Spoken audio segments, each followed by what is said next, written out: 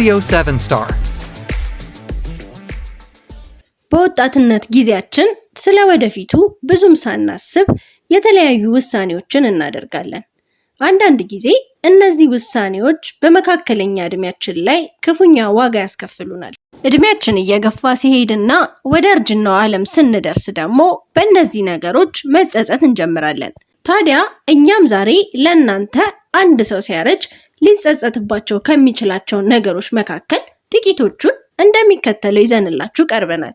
ሰላም ውድ ቤተሰቦቻችን እንዴት ናችሁ? ሰላምታችን በያላችሁበት ይድረሳችሁ። ለዚህ ቻናል አዲስ ከሆናችሁ ቻናሉን ሰብስክራይብ በማድረግ ይሄንን ቪዲዮ እንድትጀምሩት በአክብሮት እጠይቃለሁኝ። ሀሳብ አስተያየት ካላችሁ ኮሜንት ሴክሽኑ ላይ ያስቀምጡልን። ከወደዳችሁት ላይክ ማድረግ እንዳይረሳ። እስከ ቪዲዮ ፍጻሜ አብራችሁን ቆዩ።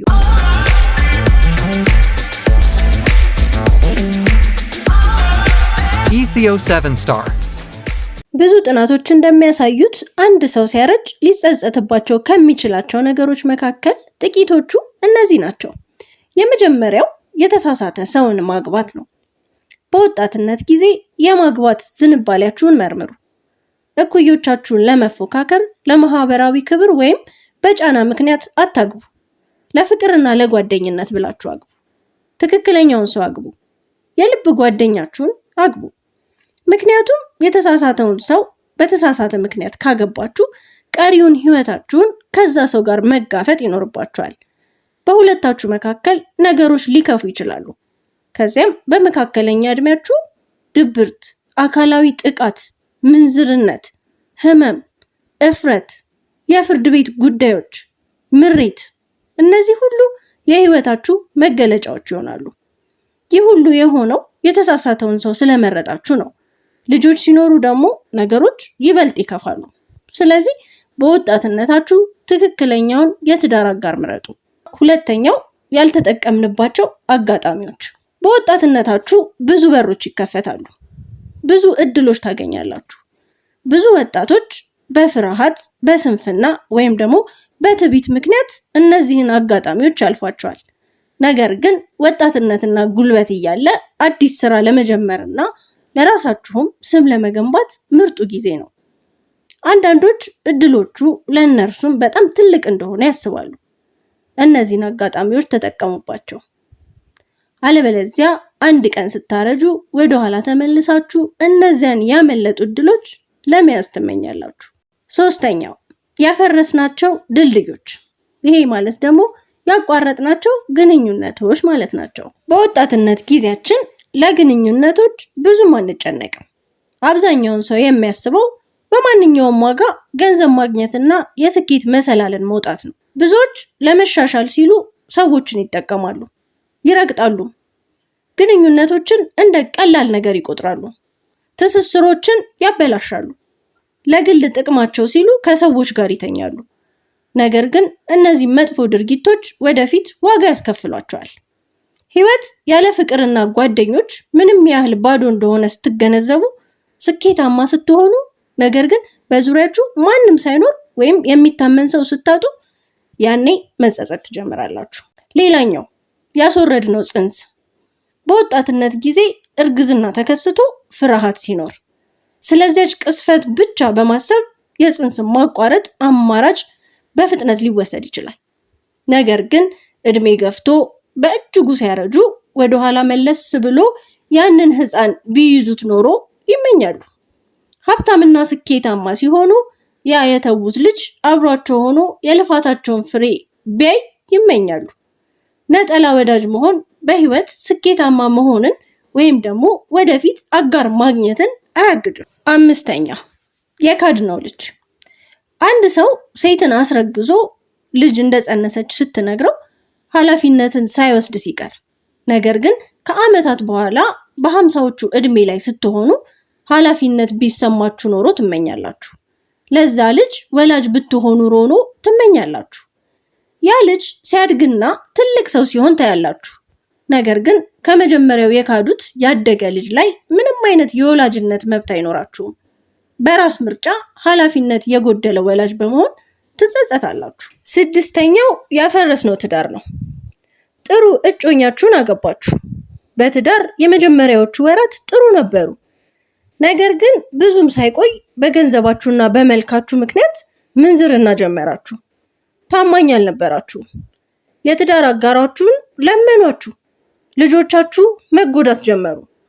ትዳራችሁ እየፈረሰ ነበር። ታዲያ አንድ ቀን ስታረጁ ያንን መገንባት የጀመራችሁት ጥሩ ትዳር ምንም ለማይጠቅሟችሁ ጊዜያዊ የውጭ ግንኙነቶች፣ ደስታዎች ስትሉ እንዴት በሞኝነት እንዳፈረሳችሁት ይገለጽላችኋል። በልጆቻችሁና በትዳር አጋራችሁ ላይ ያደረሳችሁት ጉዳት የዛኔ ይገለጽላችኋል። 7ኛው የካድነው አምላክ እግዚአብሔር። በእጅጉ ስታረጁ የበለጠ ጠቢብ ትሆናላችሁ። ህይወትን ይበልጥ ትርጉም ባለው መንገድ ስትመለከቱ እግዚአብሔር የበለጠ እውን ይሆናል። ነገር ግን ከእግዚአብሔር ጋር ባለው ግንኙነት ለመደሰት እርጅናን አትጠብቁ። በወጣትነታችሁ እግዚአብሔርን እወቁ። የወደፊት ህይወታችሁን ከእግዚአብሔር ጋር ገንቡ። እድሜ ሲደርስባችሁ ወደ እግዚአብሔር የምትመለሱ አመፀኛ ወጣት አትሁኑ። 8ኛው ያበላሸነው ሰውነት ነው። በሙሉ ህይወታችሁ የምትኖሩበት አንድ ሰውነት ብቻ ነው ያላችሁ። ታዲያ የምታጨሱት ሲጋራ፣ አብዝታችሁ የምትጠጡት አልኮል፣ የምትወስዱት አደንዛዥ እጽ፣ የምትመገቡት ጤናማ ያልሆነ ምግብ፣ ይሄ ሁሉ ቀስ በቀስ ያጠፋችኋል። በ50 ዓመታችሁ የአኗኗር ዘይቤ በበሽታዎች ያስይዟችኋል። ታዲያ በወጣትነታችሁ ሰውነታችሁን ብትንከባከቡት ኖሮ፣ የበለጠ የአካል ብቃት እንቅስቃሴ ብትሰሩ ኖሮ ትመኛላችሁ። ነገር ግን ያኔ ጉዳቱ ደርሷል። 9ኛው ያባከነው ጊዜ ነው። በወጣትነታችሁ በጭንቀት፣ በተሳሳቱ ግንኙነቶች፣ በስንፍና ሶፋ ላይ ተለጥፎ በመዋል በብዙ ሰበብ ትርጉም የለሽ ነገሮችን በማሳደድ የምታባክኑት ጊዜ መቼም አታገኙትም። 10ኛ የቀበርናቸው ወይም ደግሞ ያልተጠቀምንባቸው ተስጦዎችና ህልሞቻችን። በወጣትነታችሁ ተስጧላችሁ።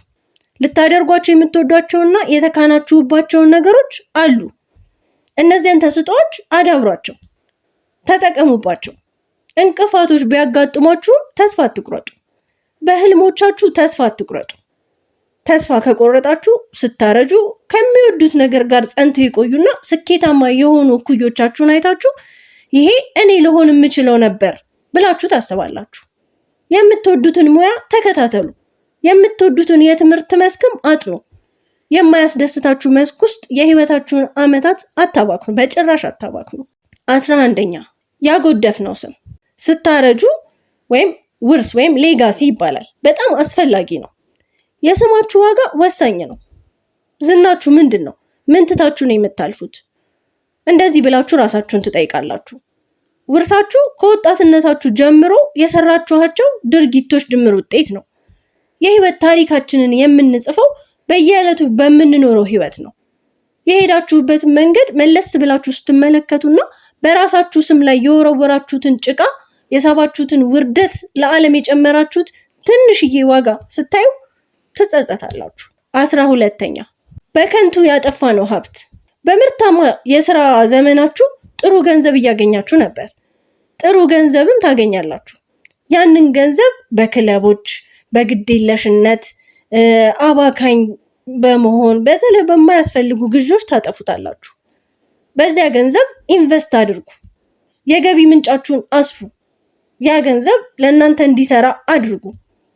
ከዛ በእርጅና ዘመናችሁ እንዲንከባከቧችሁ በአስተማማኝ ቦታ አስቀምጡት። ለምትወዷቸው ሰዎች ውርስ ተዉ።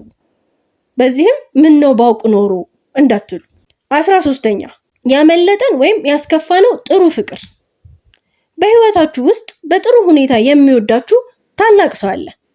ያንን ሰው አትክፉት፣ አለበለዚያ ሰው ከህይወታችሁ ይወጣል። እናም እንደዚህ አይነት አስደናቂና በሙሉ ህይወታችሁ የሚስማማችሁን ሰው መቼም አታገኙ።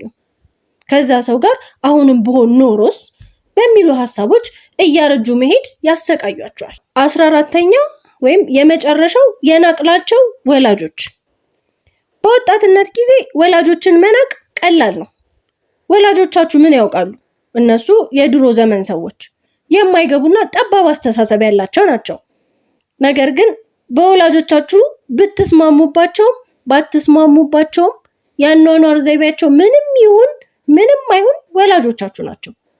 ወላጆቻችሁ ሳይሞቱ ወይም ከእናንተ ተለይተው ሳያረጁ አትተዋቸው።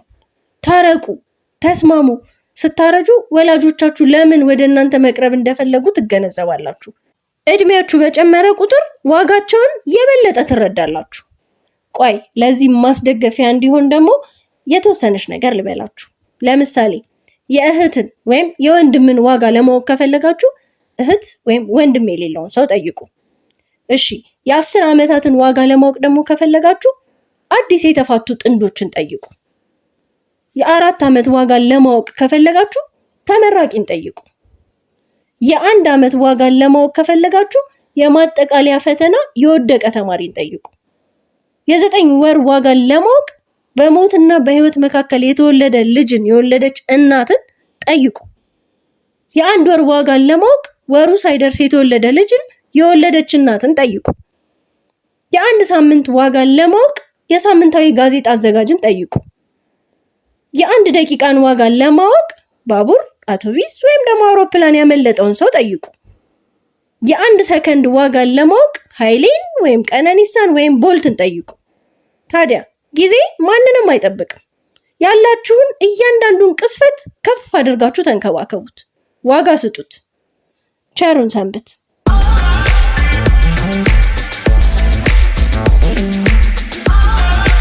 Ethio 7 star.